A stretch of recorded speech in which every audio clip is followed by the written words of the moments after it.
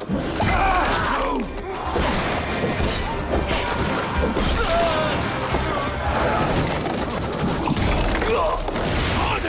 everyone, welcome to the Ubisoft Forward Post-Show. My name is Yusuf McGeed, and this is Assassin's Creed Valhalla. We're going to take a deep dive into about 30 minutes of gameplay, and we're joined by a very special guest here. Hey everyone, this is Philippe Bergeron, otherwise known as Fizz. I am the quest director on Assassin's Creed Valhalla. So Fizz, we're setting up here for what looks like an epic encounter. Tell us exactly what's going on here. Yeah, so here we're midway through the quest that we're showing for UB Forward. Here we're looking at the assault of Berg Castle.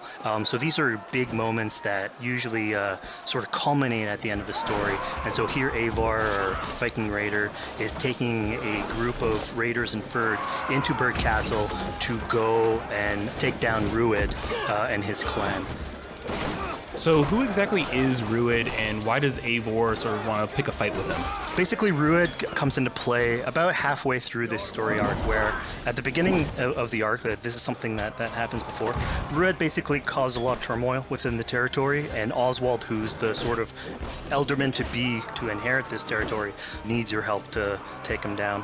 Oswald having just been defeated in a previous quest, and so here this is revenge, but also accomplishing your ultimate goal. So Fizz, as you're talking, we're seeing some of the combat of Valhalla. Can you tell us a little bit about the changes to combat this time around? We wanted to basically add a lot of new mechanics to it. So we added like some dual wielding for the player, like a stun system in there. And we really needed to do this to sort of portray that sort of the brutality that comes with being a Viking in this day and age. So it sort of fits into that the time and the character.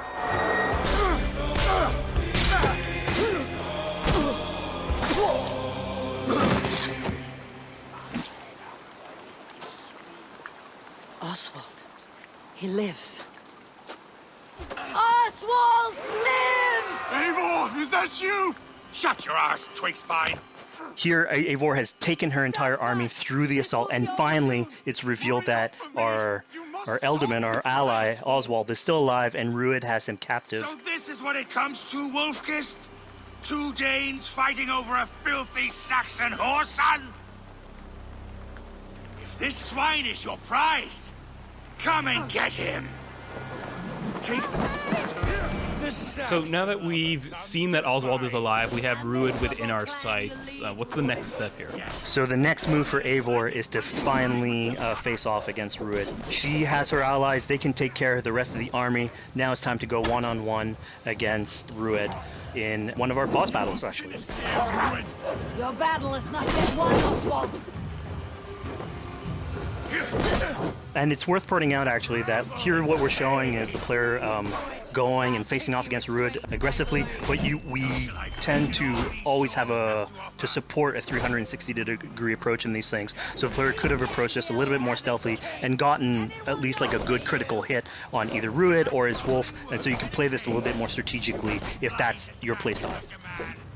So we're not only fighting Rued here, but also his pet wolf, right? One of my preferred strategies is to eliminate the wolf first, just focus fire on him. It takes at least one opponent out of the combat. Now Rued will have extra abilities that come into play if you do eliminate his wolf, but I think having one opponent less in the battlefield makes for a good strategy in the whole.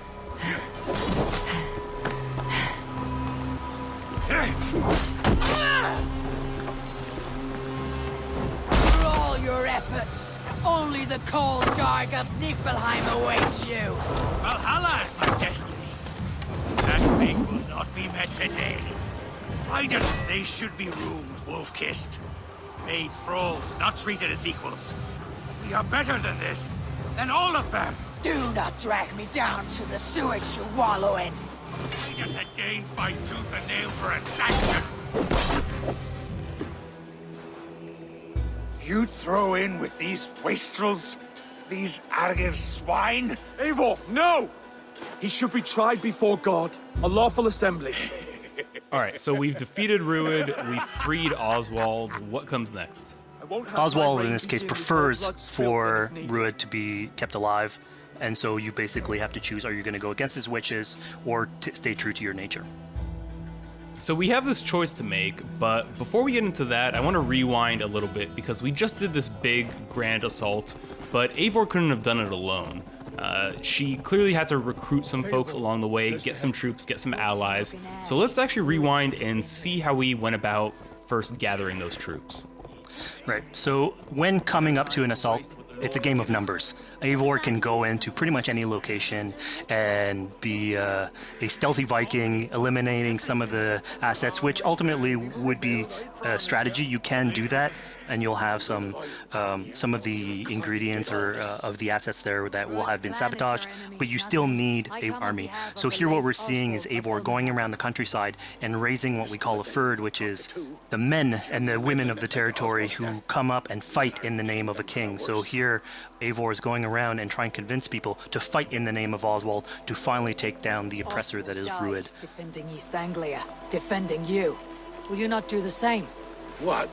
Die in defense of a lost cause? Yeah, so she's really using like the image and like the leadership that Oswald had, what he meant to the people in his name. She's going to recruit these people. Pretty words, Dane. But the men of Theovard have their own battles to fight.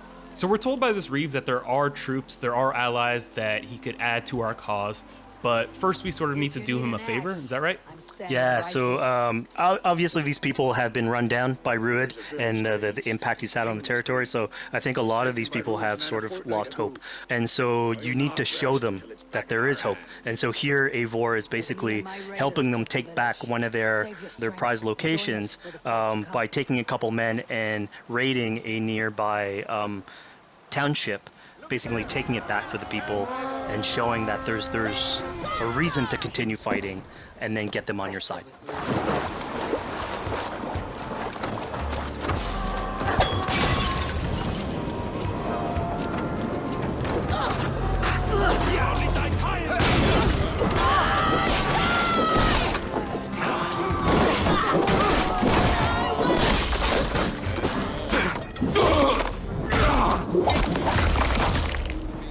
When Eivor does this, obviously you have access to a full suite of abilities. So again, the improvements that we've done to the fight system, you have some brutal axe throwing in there. You have archery or like range combat abilities in there as well. So really, again, like depending on what your playstyle is, you can customize your loadout and go in there how you wish.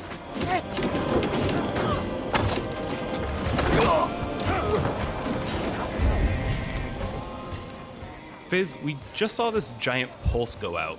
What exactly was that? So that is what we call the Odin sight. The Odin sight is basically our interpretation of the eagle vision from previous games, and we thought it was good to sort of bring that back.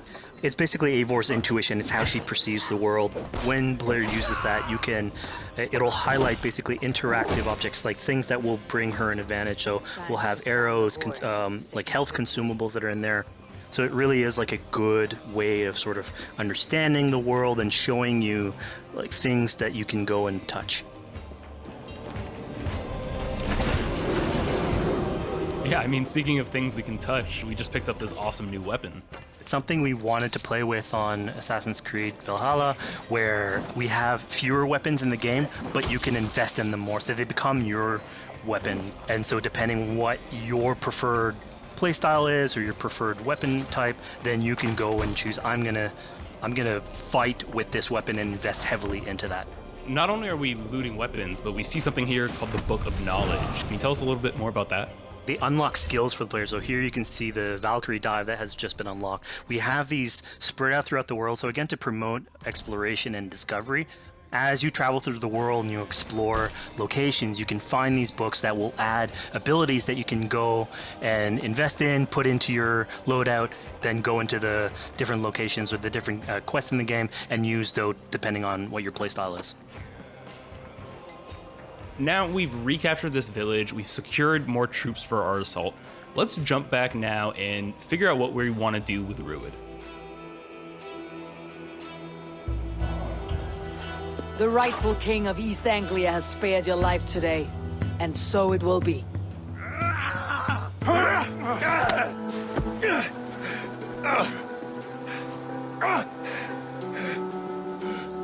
Compassion is a virtue suited for anyone, Eivor, including you. Thank Thank you. Eivor decided to let him live. Ruud is really angry about that. Being a Norse Viking, being put to the death in battle is your road to Valhalla, so he was basically denied access to Valhalla in this situation. Obviously, all of these decisions come into play later on in the game, so we have very difficult decisions for the player to make. We didn't want to have easy decisions. Yeah, you know, when I was playing, I decided to listen to Oswald and spare Ruud's life, but what exactly is the relationship like between Eivor and Oswald? So the relationship between Eivor and Oswald is an alliance. It's basically Eivor is surrounded by territories that initially getting into England are hostile towards her, and obviously if you want to set up a new settlement, you want to make sure that your neighbor is friendly. So here in East Anglia, Oswald is the man for the job, where putting him into a position of power would help her sort of secure her territory. So earlier on to the territory, Eivor comes in here, meets Oswald. The problems he had with Ruud are sort of put to light, and going through the arc, you basically help him deal with Ruud and aligning basically Danes with Saxons in one territory. So, Fizz, we've completed the assault. We've gotten our hands dirty with some combat, taken down Ruud. We have this big open region of East Anglia, so before we head off to Oswald's wedding, what do you say we head out, have some fun, and see what we can get into in the open world? That sounds great. So we see a cat here with a speech bubble above it, and you best believe if you let me talk to a cat, I'm gonna talk to a cat. Yeah, these are some of our some of my favorite moments actually in the game, where we put out a whole bunch of events throughout the territory. And it sort of rewards, again, exploration, going around. It's a chance for us also to sort of showcase a different side of Eivor. A lot of the quests sort of deal more with like politics and warfare, and this shows a slightly more human nature to her. So it permits us to explore that character a little bit more. And so here, basically, like you're trying to help a kid with his cat, and ultimately get that cat to sort of join your crew as a cat raider. You just said cat raider way too casually. You're telling me I could have a cat Viking raider on my longship? That's exactly what I'm telling you. Oh my god, yes, I love it. Perfect. So yeah, as you're riding around the rivers of England, you would see a cat basically walking around your longship, keeping your Viking raiders company. You know, speaking of the Viking longship, we're seeing some of that gameplay here now. Can you talk a little bit about how that works and functions in Valhalla? Yeah, so starting out on this project, I think the Viking longship is one of the biggest images that we all have when we think about Vikings in our game. And so Vikings had this awesome design for a longship that had a very shallow hull, so it permitted them to go very far inland very quickly, and you could basically disembark Viking raiders like on pretty much any shore.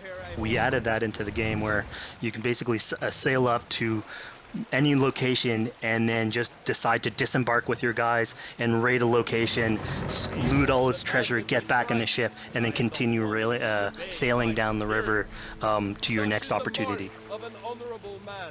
So I know past Assassin's Creed games allowed for songs and things like that to be sung on ships. Will Valhalla have a similar version of that? Yeah, so this is something we actually wanted the crew of your ship to become like your home away from home. So we added stories and songs into the ship. So basically, as the player is going around, you could decide to have your skald sort of sing a song for you as you row down the river. But you can also decide, depending on who the raiders are in your ship, to hear more about their life. So you can actually queue up stories, and they'll give you a little bit more background on who they are. So you get to know your sort of fighters as you're traveling around the world, which is a cool moment. So here we're seeing a bit of a different view. What exactly are we looking at? We had this on previous Assassins, where you would like ride on your horse, and you could pull out, have the horse sort of follow the track. We have a similar thing for the ship, where you can put up your sails. It's cruise control for the ship, so you can pull back, take in the scenery, listen to some songs or some stories, and just take it all in.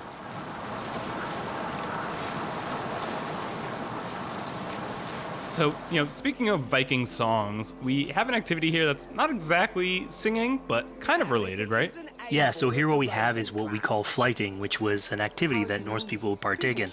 they would like to have a battle of wits and sort of poetry where insults would be thrown back and forth between each other.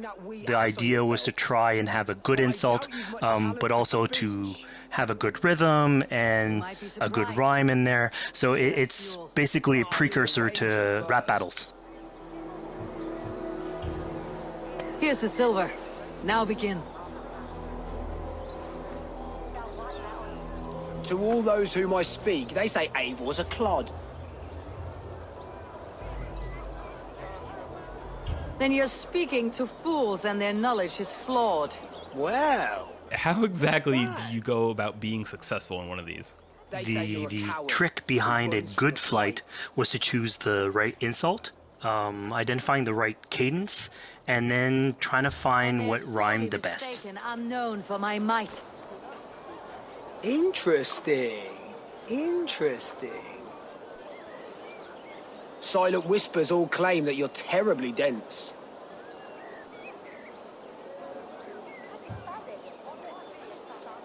Then you've clearly misheard them. My wit is immense. Oh, you looked out with that one. Well, what a surprise. Eivor of the Raven Clan is a true talent. I'm shocked. Don't believe everything you hear, unless it touches on my flighting. Then heed every word. Take the coin. So now that we've proven our sharp tongue and wit, I think it's time for a bit more relaxing activity. So we're fishing here. Yeah, that's it. So we gave Eivor a fishing line, so you can actually throw out a line and go catch some fish. This is used basically to play into our new health loop, where the player will lose health in the world, and it doesn't automatically regenerate like we would have in the past. So you actually have to go out and get some supplies. So you'll find mushrooms and some food that you can gather. But here, like you can also catch some fish and consume that to regain some health. We also will sometimes have it in certain quests. So it's a good way to sort of chill out on the side of the water and just, again, take it all in.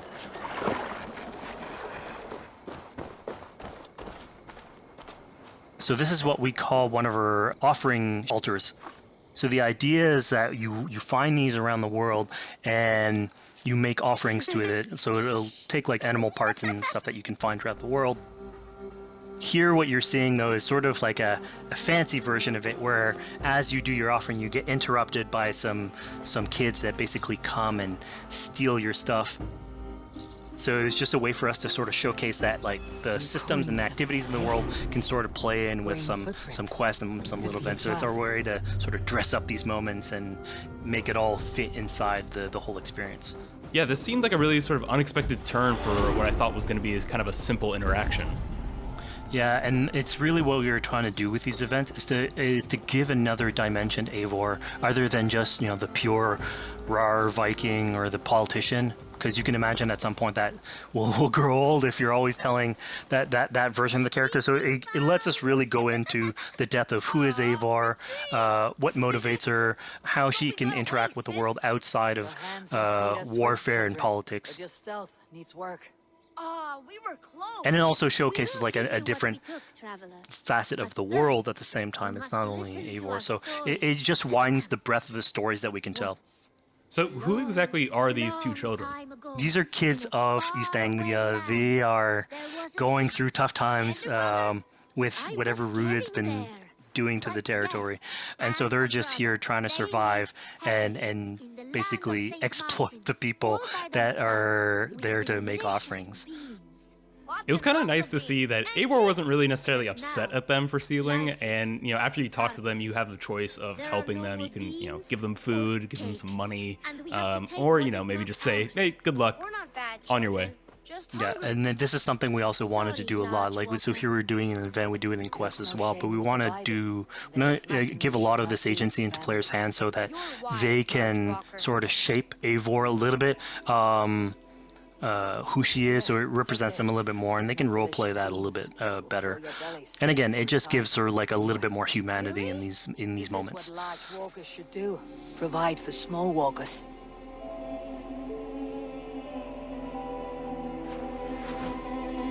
Here, large walker. A necklace. Yes, it's a St. Martin seal. You're welcome here anytime, Large Walker. You're one of us now. Visit us, okay? I will. Take care now, small green walkers. So I think AC veterans might recognize this here, but what exactly is Eivor chasing down?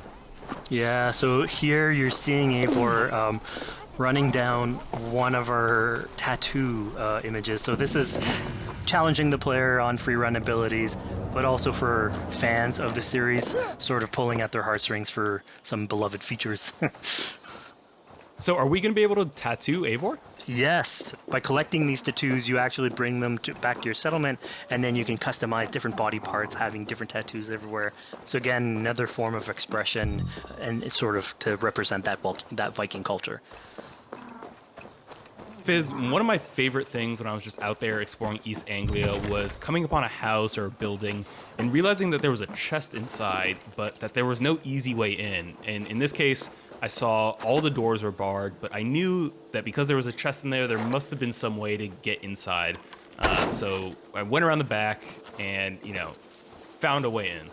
Yeah, I'm glad you actually caught on to that. You're pointing at something that we wanted to work on a lot on Valhalla, where we wanted the exploration to make you feel smarter. So we played a lot with puzzle solving, so making sure that every house that you find sort of appeals to you, like it draws your attention, and then when you want to come and explore, it's not given to you. You still have to work for it a little bit, so it'll challenge you on your observation skills, logic, just trying to find how do I get into this. So we play a lot with level design, quest design to offer challenges to players, and you basically come out of it like with a better feeling for the exploration, but you also get to see more of a story behind any of these locations which we've crafted. So it gave us a little bit more time to sort of slow down the experience and tell a different version of a story.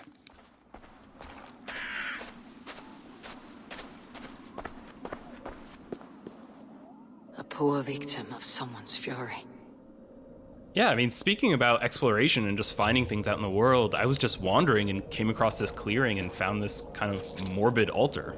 Yeah, so this is one of our bigger events that we have scattered in the world. So as Eivor explores, she can find altars like this, and by interacting with them, here it's a trap that's been set by this character named Regan. Now, there's a bigger story behind all this. There's multiple steps to it later on. So this is one of the moments. It permits us to go into a slightly more mystical realm and play with a boss fight that has more magical abilities, if we will. And basically have this awesome boss fight in the middle of the swamps. And so here the abilities that you see Reagan using are a little bit on the mystical side of things. What's happening is Eivor at the beginning in that trap is poisoned, and so she starts sort of hallucinating, seeing the world in a sort of different light and filter. And so that's sort of what lets us go into the realm of the weird. My rage, spirit of my father's rage, fill me!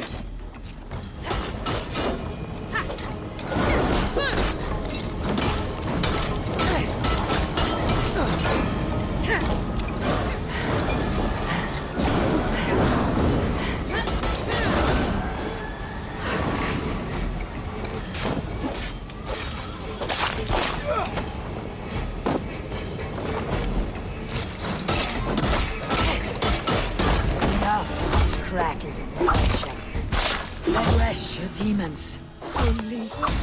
So we just saw here that Regan belongs to something called the Daughters of Lyrium. Yeah, that's correct. By finding the other daughters, you'll get a little bit more backstory on who they are, so we don't want to spoil that too much. But it creates like a sort of greater story that is not on the main path in any way, but it's still very rich and adds to the lore of this world and actually plays into history. So we just had a really exciting, really intense boss battle. I think it's time for something a little bit more relaxing and calming now. Yeah, it's all about pacing yourself with the highs and the lows. So here we have a low chill moment of what we call building a cairn. So Eivor, as she explores the world, will find these sort of meditative areas where you have a pile of rocks that you could just stack on top of another using physics.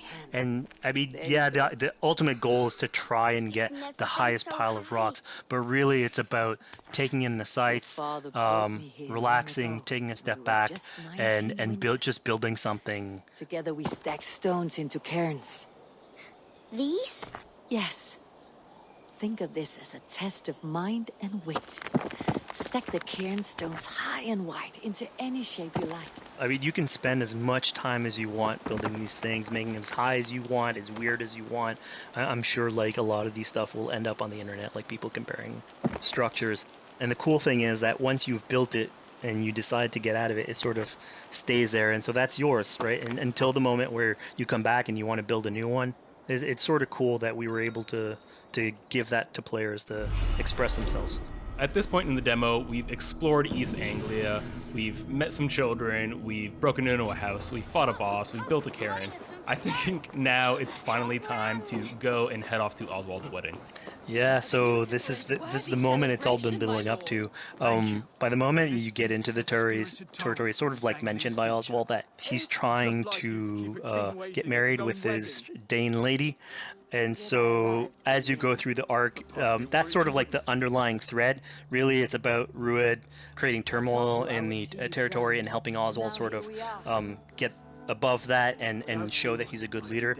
And so you finally, after going through all of that arc, finally get these two together, go through their wedding, and you're invited to attend the ceremony. And then all the activities and fun times that comes afterwards. Yeah, as much as we've seen the brutal side of England, it's nice to see, the joyous side of it as well. Yeah, and it's something we really wanted to play on in Valhalla, where being a Viking is not only about being a raider or a warrior. I mean, there's revelry, there's feasting, there's partying that goes, and like if someone knows how to party, it's a Viking. And so here, this is one of our opportunities to sort of show what a sort of Viking gathering is. And what's cool here is it's a good alliance of Norse culture with Saxon culture, sort of smashing those two things together and building bridges. Yeah, I mean, what's a wedding without some drunk archery, right? Yeah, so like, anything can happen in a Viking event, right? Eivor, yeah, here, just get drunk, shoot some arrows. Barely a challenge. Steady all, and ready yourself for the wedding race. The king and his bride against all! My king!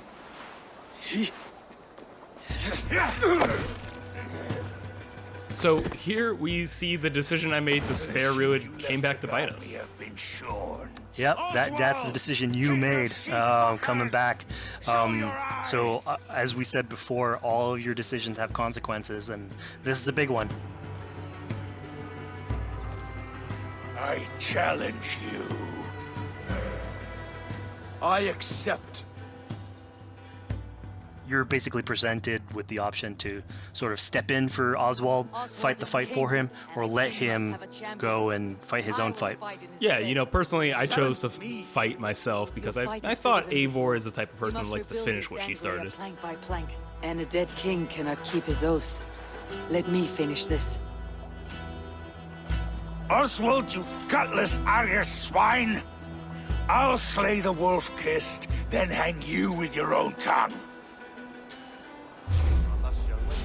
How does this encounter with Rued differ from our previous fight with him? So at this point, you've eliminated his wolf, so it's just him. And so he's angry at this point, and so he will start using his big gun abilities like fairly earlier on in the fight. So it's way more vicious, way faster. There's less strategy. He goes literally swords blazing at you. And so this is a fight to the death.